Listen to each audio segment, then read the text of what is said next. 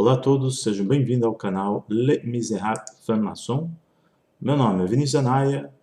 Hoje venho vos trazer a segunda parte dos estudos das religiões. A primeira coisa que podemos observar na vida de Maomé é que ele não era uma pessoa ignorante. Tinha conhecimento sobre a religião que seu povo praticava. O tio era uma pessoa importante dentro da tribo. E Mohamed também ganhou um prestígio ao longo do tempo, uma vez que ocupava um lugar de importância como administrador da caravana. Mohamed casou-se com uma mulher rica, a qual não podia liderar os negócios que herdara do pai. Temos de levar em conta que grande parte das pessoas dessa época não sabiam ler nem escrever.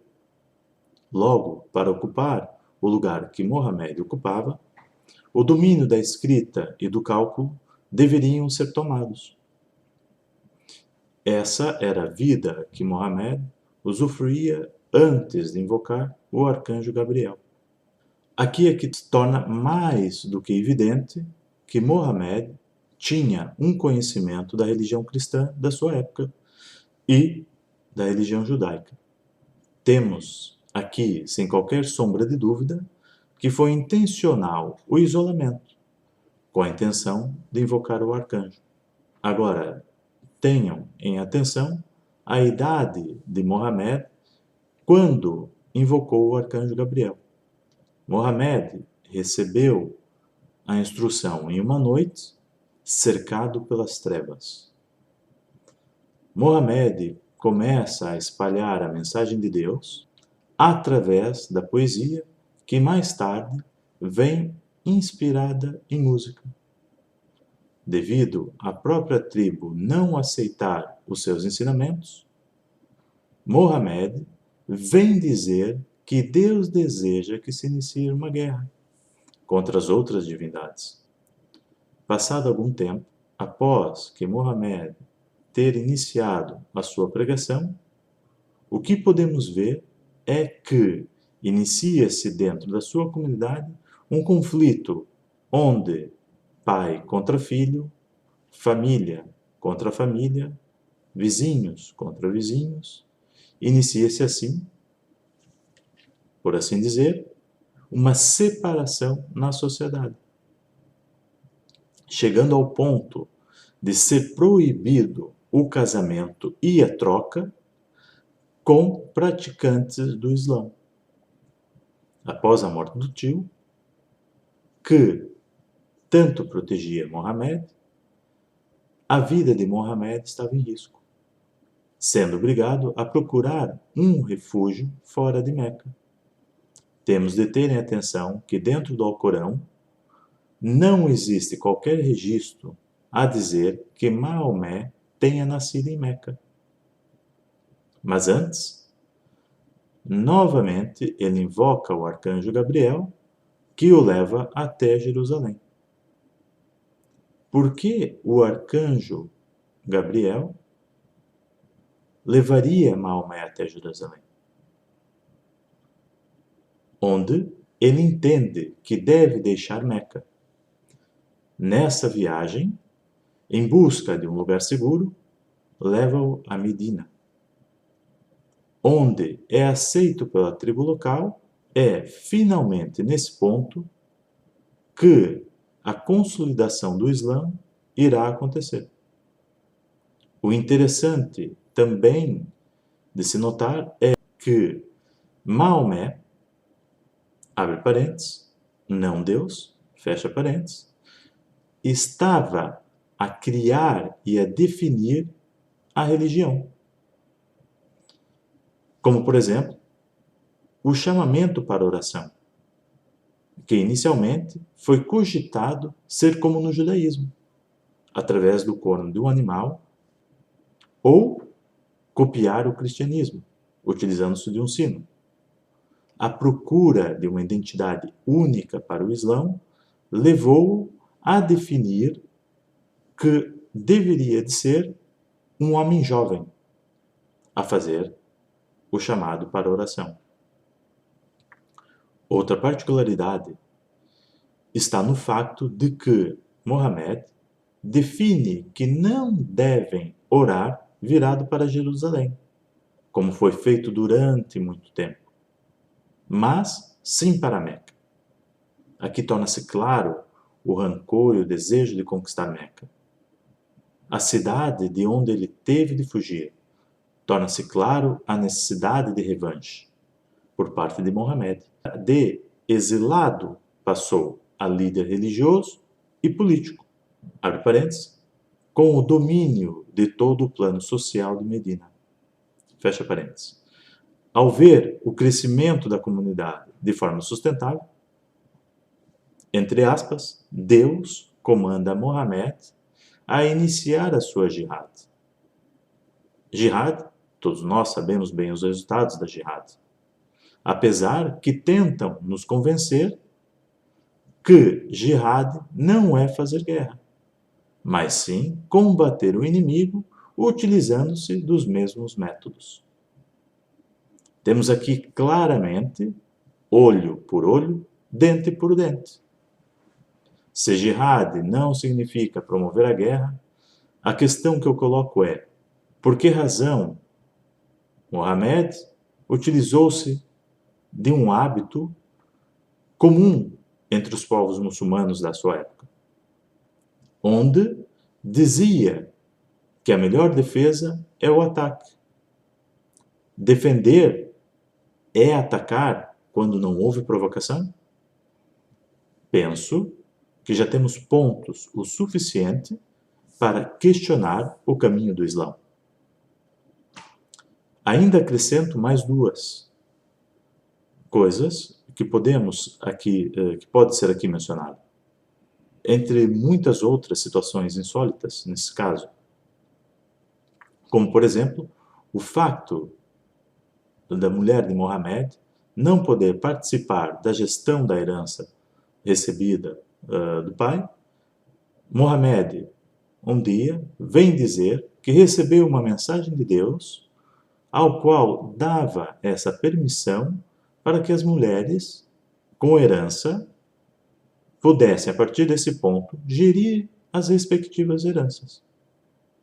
Outro acontecimento é um tanto insólito também. Após Mohammed perder uma das batalhas pela conquista de Meca, tinha em mãos um grande problema social, que era todas as mulheres viúvas de seus combatentes, que perderam os seus maridos no combate. Uma vez que a mulher não podia trabalhar ou ser dona de um negócio, como essa mesma mulher iria sustentar-se a si própria e aos seus filhos? Mohammed, mais uma vez, diz ter recebido de Deus que seria permitido a todo homem que tivesse posses tomar uma ou mais dessas mulheres como suas esposas legítimas. Mais uma vez, repito, temos uma base para questionar o Islã. A procura pela verdade por detrás do Islã, por detrás da doutrina que Mohammed passou e que até hoje é seguida. Como prova que Maomé usou-se do cristianismo para criar e pregar a sua nova religião, podemos encontrar no Alcorão a passagem que fala sobre Maria, mãe de Jesus, onde o Alcorão refere-se que, abre aspas, Satanás, fecha aspas, no nascimento de Maria e de Jesus, foi inibido de tocar ambos. Temos aqui, de forma clara, que seguia a linha cristã, ao mencionar, entre aspas, Satanás. Por que eu me refiro a Satanás, entre aspas? Porque Satanás é uma criação do cristianismo. Não existe essa entidade no judaísmo. Penso não ser necessário dizer mais nada. Entretanto, Para o ponto que desejo mostrar, o que deve, de facto, ser bem estudado e entendido é a aparição do arcanjo Gabriel. Primeira pergunta: todos os deuses têm arcanjos? E por coincidência, o nome de seus arcanjos também coincidem? Não me parece. É óbvio que estamos a falar do mesmo Gabriel que vem para os cristãos, bem como o mesmo Gabriel dos judeus. Logo, como pode Mohamed afirmar que o Deus dele não é o mesmo Deus dos judeus ou dos cristãos? Deus agora é um louco que não sabe o que faz? E ora vai a um povo a suplicar por orações e aclamações, e ora vai a outro? Mais ainda, Mohamed, ao afirmar que recebeu o arcanjo Gabriel, passa a negar o judaísmo e o cristianismo, apenas aqui fazendo uma correção, passou a negar o judaísmo e o cristianismo, é pretender dizer que Deus não tem discernimento. Fica claro e sem qualquer margem para dúvidas que Mohamed, como comerciante e viajante, procurou copiar o cristianismo, que já nessa época proclamava a segunda vinda de Cristo. Está óbvio que, assim como Jesus, ele tentou ser o Messias. No entanto, não teve sucesso para realizar o ritual, como deveria de ser. Ele foi sufocado por um demônio, ao qual deu o nome de Gabriel. Agora pergunte, por que ele se utilizou do nome do arcanjo Gabriel? Se agora não lhe é claro, passará a ser, porque era um demônio. E como uma entidade demoníaca, ele não iria revelar-se como um demônio para a sua sociedade, mas sim como um arcanjo, que era o que todos acreditavam naquele momento. E porque o cristianismo estava com a grande força que vinha espalhando-se pela região, e não seria adequado dizer que era um demônio. Deus prescreve de uma única vez o que deseja. Não fica à espera que o homem faça arranjos, como vemos em muitos casos no Islão.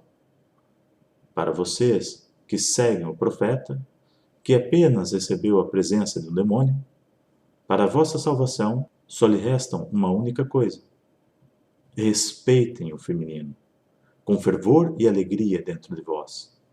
Só ela vos poderá salvar e atenuar o vosso julgamento. Sim, o Islão está envolto de arranjos humanos, bastante evidentes.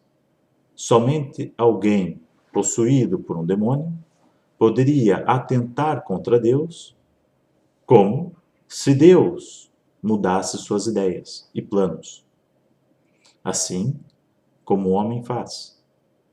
Se assim fosse, Deus não permitiria aos profetas falarem. Ou, a cada dia, viria ao mundo um novo profeta, a dizer os decretos de Deus. Se a providência viesse de Deus, para Mohamed, não teria rejeitado o feminino, como o fez. Pelo contrário, exaltaria a mulher, porque saberia que a criação provém do feminino. Agora, já conhecem o poder de um demônio. No entanto, isso não quer dizer que o comando de Deus cessou. Deus planeia e sabe o resultado, antes mesmo de iniciar a obra. Daí, profeta algum ter falhado a sua missão, para a qual lhe coube que ela proteja os seus filhos enquanto errantes das trevas, que por ela clamem e temam. para aquele que o ódio arde em seus olhos e em seu coração, o demônio sempre anunciou que um dia viria alguém para acabar com o reinado do homem. Para uns, o Messias, para outros, o Anticristo. E para vocês, que tanto negaram o feminino, Dejjal. Amém.